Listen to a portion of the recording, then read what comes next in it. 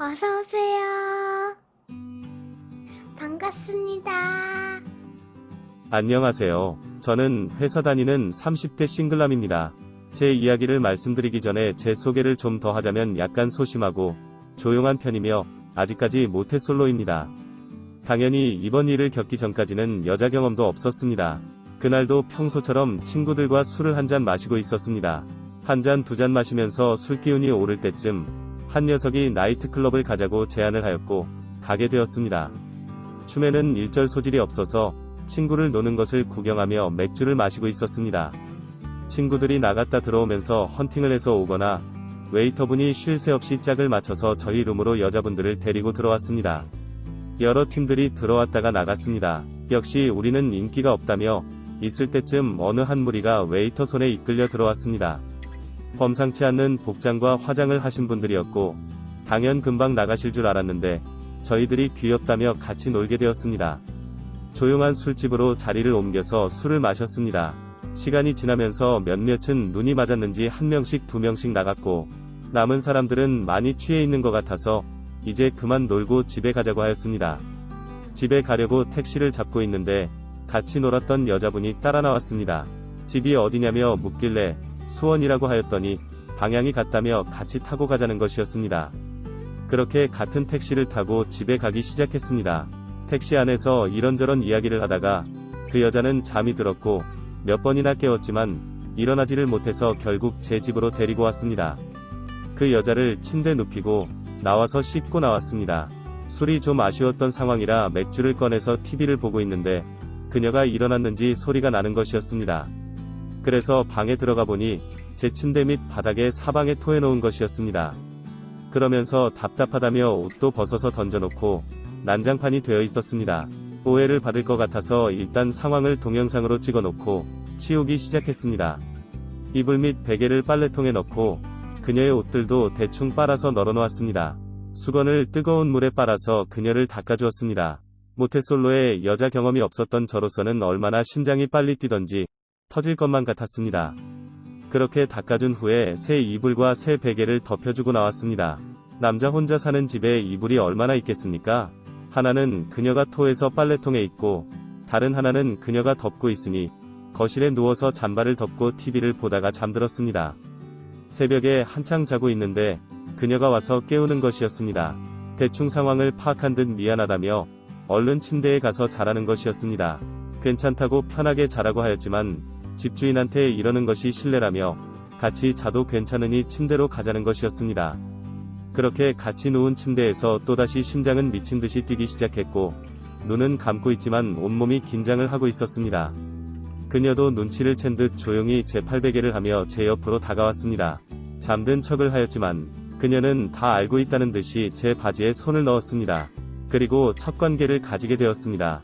어떻게든 해보려고 하는 보통 남자들과 달리 지켜주고 챙겨줘서 너무 고맙다며 자주 연락하고 지내자고 하고는 아침에 그녀는 집에 갔습니다. 그날 저녁쯤 그녀한테서 연락이 왔고 그 후로 저희는 연락을 주고받는 썸을 타는 사이가 되었습니다. 그녀는 직업이 일하는 시간이 불일정한 프리랜서라고 하였습니다. 그래서 전화를 바로 받거나 메시지 답장이 빨리 오지는 않았지만 그래도 좋은 점도 있었습니다. 낮에 와서 빨래나 반찬 등을 해주고 갔고 제가 연차로 쉬는 날에는 그녀도 근무 스케줄을 조정해서 같이 나들이 및 데이트를 할 수 있었습니다. 이렇게 몇 달간 행복한 시간을 보내고 있었습니다.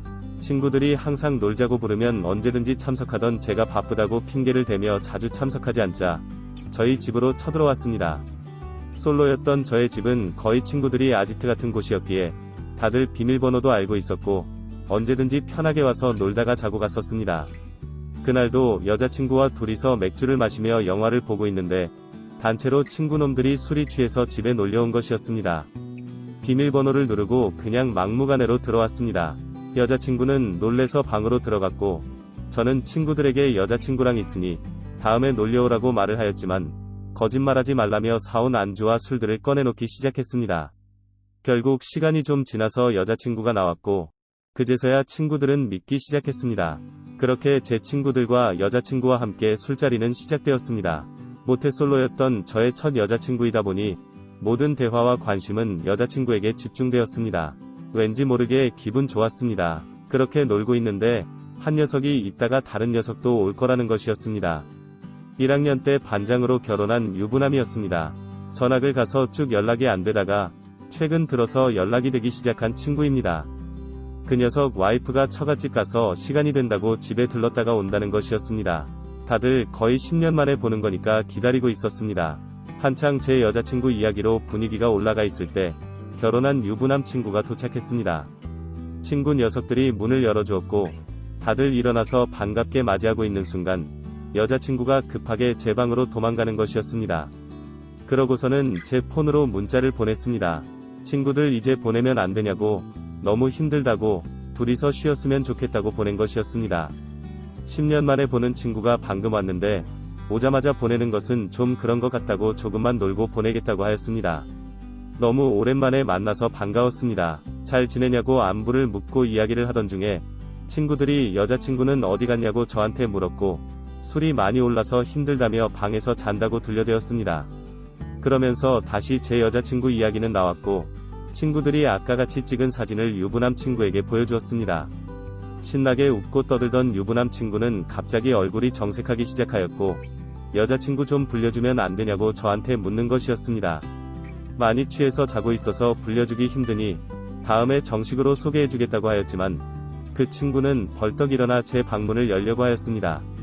제가 이거는 아니라고 예의를 지키라고 하였지만 저를 밀치며 방문을 열었고 들어가자마자 제 여자친구 머리끄덩이를 잡고 나오는 것이었습니다. 친구들은 난리가 났고 그 유부남 친구를 말리고 진정시켰습니다. 그러면서 유부남 친구의 고함 소리를 쭉 들어보니 제 여자친구는 그 친구의 아내였던 것이었습니다. 얼마 지나지 않아 그 유부남 친구의 분노는 저를 향해서 날라왔지만 어떻게 만났는지, 얼마나 만났는지 등등 모든 내용을 듣고 물었던 친구들이 중재를 해주었습니다.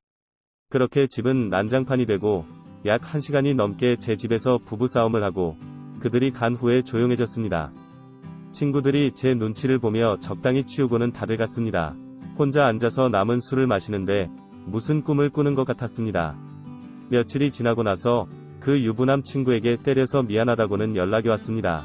저도 정말 몰랐다고 사과를 하였지만 이혼하기로 했다며 이제 괜찮다고 하였습니다. 10년 만에 보는 자리인데 자기 때문에 분위기를 망쳐서 미안하다는 것이었습니다.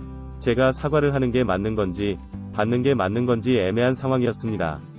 정말 더 애매한 것은 여자친구에게서도 연락이 왔습니다.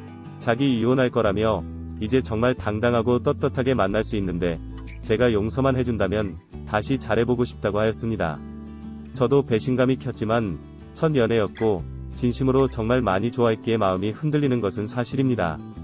하지만 여자친구와 다시 교제를 하고 나중에 만약 결혼을 하게 된다면 친구들에게는 어떻게 이야기를 해야 할지도 난감합니다.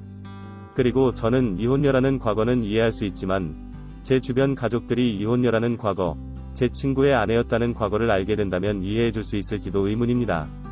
이 만남을 어떻게 해야 할까요? 답답한 마음에 사연을 보내봅니다. 오늘의 사연은 여기까지입니다. 구독과 좋아요, 알림 설정 부탁드립니다. 긴 글을 읽어주셔서 감사합니다.